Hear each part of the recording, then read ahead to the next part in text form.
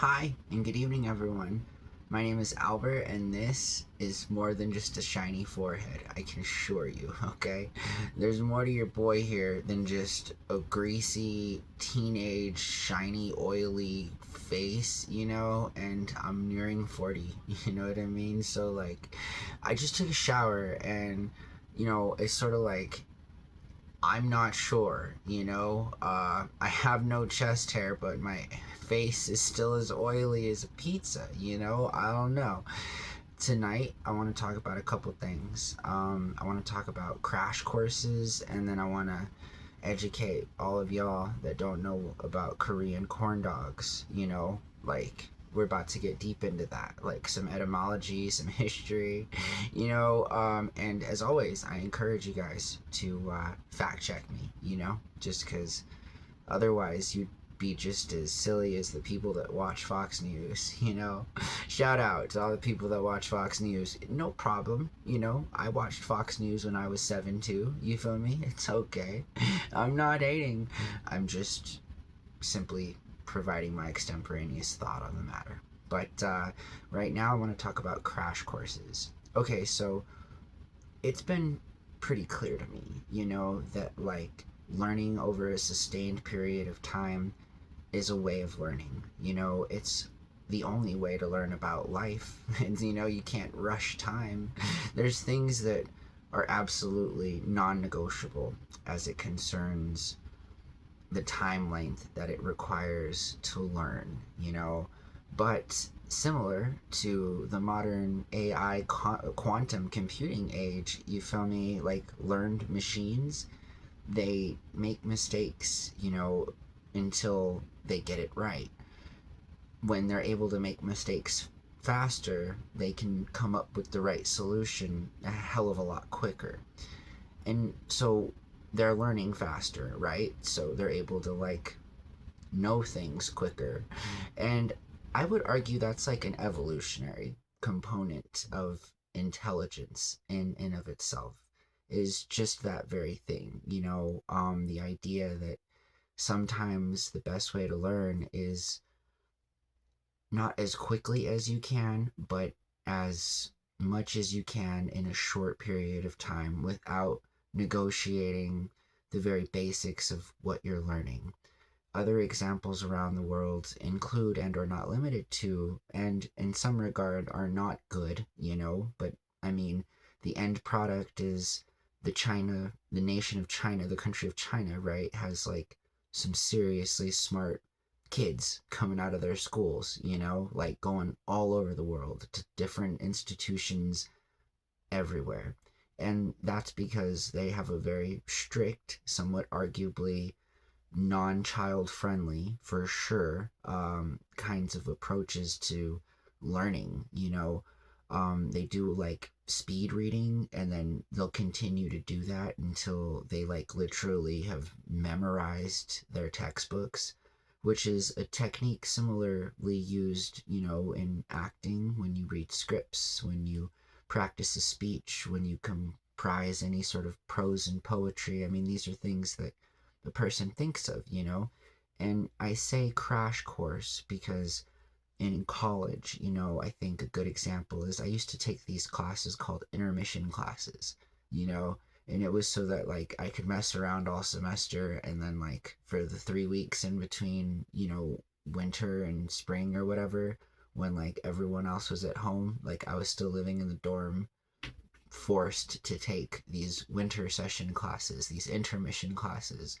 And essentially, what it was is, all of the stuff they teach you, right, over the course of the 18 weeks or whatever, in just a few weeks, right? So instead of going once a week for an hour for months, there's something to be said about retention and whether or not that's even a good idea. I just feel like that's not enough time, and you spend way too much money, and you should get a lot more out of it than just a couple hours a week. You know what I mean?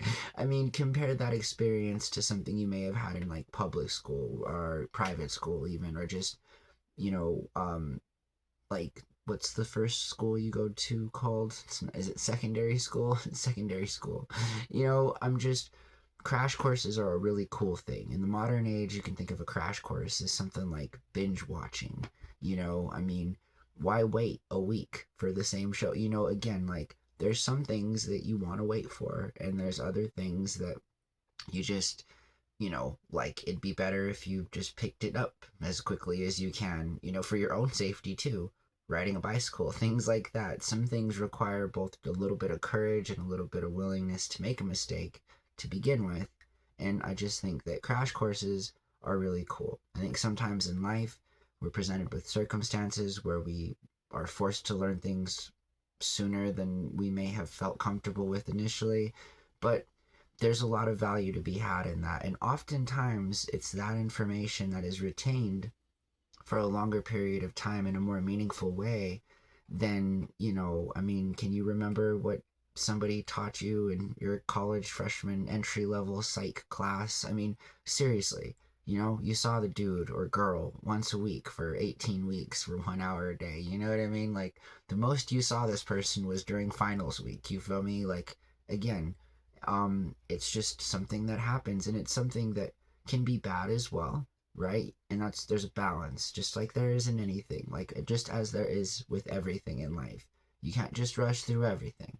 And these are all lessons that I'm learning. I might be speaking metaphorically here, but what I'm talking is real, and it has real value. And so I sometimes treat my life like that, and sometimes it works out for me. Most of the time it doesn't. You see what I'm saying? But, I just think that it's important for us all to consider both the benefits and the cons of learning things quickly, and just how we can make those things to our advantage in a positive way, all while, reinforcing and understanding the idea that it can go the other way too, and it's important not to go too fast. You feel me? Like, I used to run track and field, and people like me that are short and skinny, you feel me? And like the brain and the feet, sometimes my brain is telling my feet to move a lot faster than they can, And so, like, that would result in a fall, you feel me? I mean, every time you take a step, God willing, God bless that you're able to, you feel me? But like a bunch of things go into that, you know what I mean? To like make that happen and to make it like seamless and smooth. I mean, your body is experiencing a crash course in like all different types of physics and every single time you take a step. And so now we're going to talk about Korean corn dogs. Also, I'm pretty sure the phone's going to die really soon, sooner than I thought. I hope it doesn't die in the middle of this video, but if it does, I'm still going to post it because we're already almost 8 minutes into it. This is probably the better part of the video too, which is unfortunate. Maybe we'll just make two, I'm not sure. But this phone also takes 30 minutes to reboot too. It's sort of like, why are phones so not good? A phone 30 years ago I could get to restart in like 30 seconds. You feel me? It takes a long ass time now to reboot your phone. It's like you're updating an entire wing of computers, and like you don't have that much bandwidth. It's just really frustrating. I mean, there's nobody here, I'm sure. The older people maybe, but like, is buffering even a word? Like, is that a word that was only a word for a little while? I mean, yeah, nobody probably knows what buffering is anymore. Good for you. Buffering was not a good thing. It was a very inconvenient label used to justify slowing down your bandwidth, because you weren't paying enough money for it, dude. They had to figure out exactly how much money they needed to extract from you before they could like give you any real cool service. Blows my mind how there's not any DSL and everything's all wireless, when we know that DSL is so much more reliable and it works in any kind of weather. And I know this because in places that are terrible with the weather, you don't do a lot of wireless. You feel me? It's a lot of ground communication, as it rightfully should be. It's common sense kind of a thing. Moreover, it works even better when there's not bad weather and a specific reason to use it. It works like magic. It's really fast, it doesn't take up a lot of space, and cloud, like, it can be compressed. Huge fan of DSL, It's too bad it died out. Anyways, No, it has not. In fancy neighborhoods, you'll notice now in modern days that they'll be tearing up the streets and stuff, and that's because they've signed certain statute like codes to be zoned so that they can dig up all the asphalt and put the same lines back in that they likely tore out 2 decades ago, because that used to be a big project in all cities until the guy over at AT&T decided it wasn't a good idea. Anyways, true story. Korean corn dogs. A true story is also the Korean War, which was from 1950 to 1953. It was a result of North Korea invading South Korea, and, in case you didn't know, South Korea is like America's, little baby. You feel me? Like, we are actually, I think, constitutionally, I mean, we're like, we're supposed to help them. They're an ally. Like, if they do you guys know how many countries around the world that like the United States is responsible for? Like, if something were to happen just from like a non-NATO nation, like, herein lies the problem of being a global superpower. It's sort of like we as taxpayers, because we're American citizens, fund global security, Anyways, Korea. That's why we're in a lot of wars and stuff all the time. It's not like entirely just out of pure evil, although I would make the argument that all war is rooted in pure evil.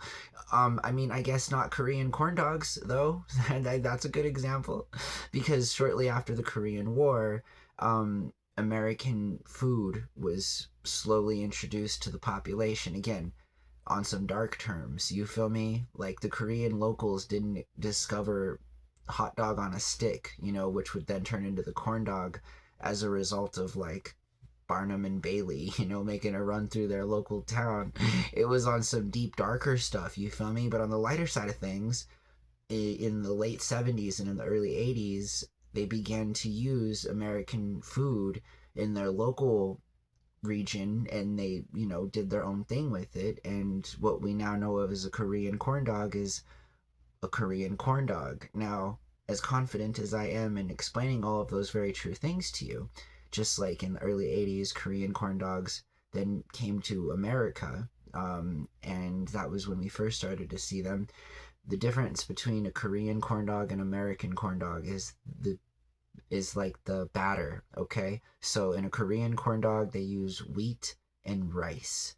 In an American corn dog, it's cornmeal, okay? So the texture is different because the wheat and the rice is chewier as opposed to the cornmeal, which henceforth gives us the cheese pull, which brings us into the 21st century and the trend of pulling cheese out of food while you're mukbanging, or when you just casual mukbang, you feel me? Just posting up a quick video of you doing a cheese pull.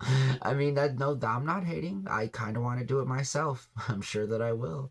And seriously, it's kind of bad, but because I just got introduced to this whole cheese pull thing. I was hanging out with someone.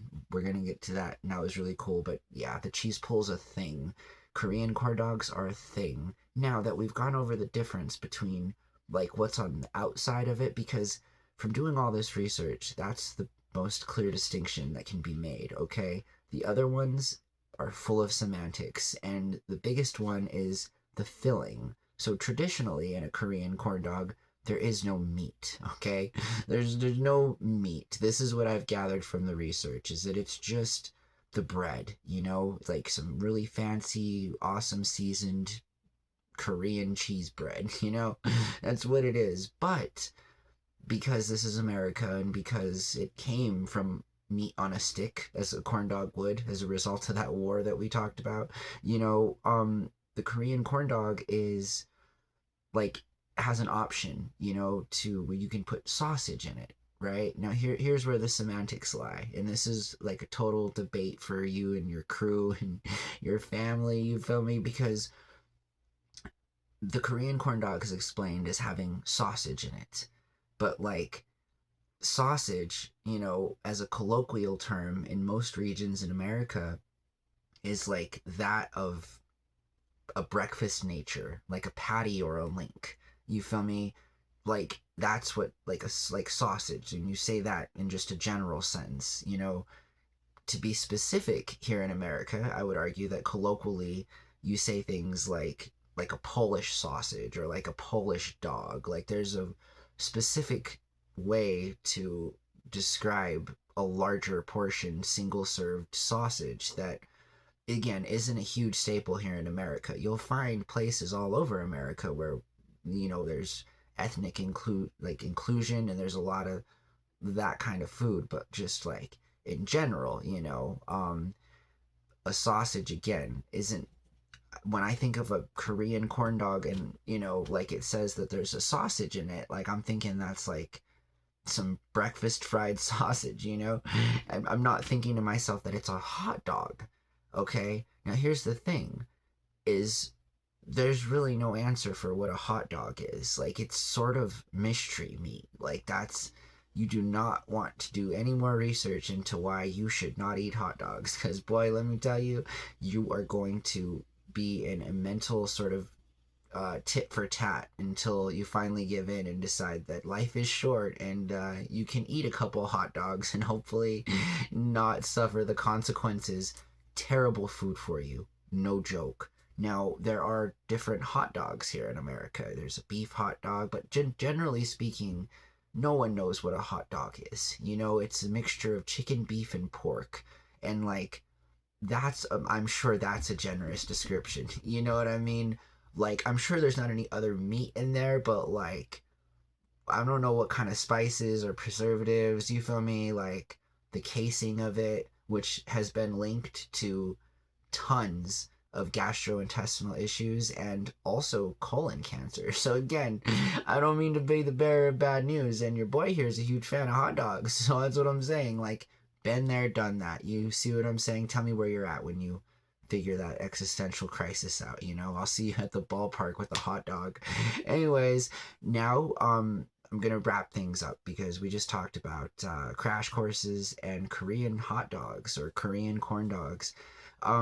And we're 12 minutes into the video. Okay, so hey guys, thank you so much for watching my videos. I really appreciate it. Today was a really awesome day because I am talking to a girl, and here's the thing is I've decided, I think on my own, but definitely I think everything's sort of a team effort, but like, with this girl that I've, now hung out with today and everything, it's going to be like a super slow thing. You know what I mean? I'm just happy to have had a good day today, and that's kind of where it is, and I'm super happy about that. So happy, nothing of fish or anything, but definitely very happy that things are moving right along. And so got to spend an entire afternoon, you feel me, with that person, and she's awesome. She's makes me happy, and we had a good time. So super happy about that, you feel me? And I hope that you guys have a really good night. Take care of yourselves, and we'll see everyone in just a few hours because it's pretty late here now already, and I'm gonna make some beef stroganoff. So what are you guys doing on Saturday night, you feel me? Have a really good night, and we'll talk to you soon. Bye.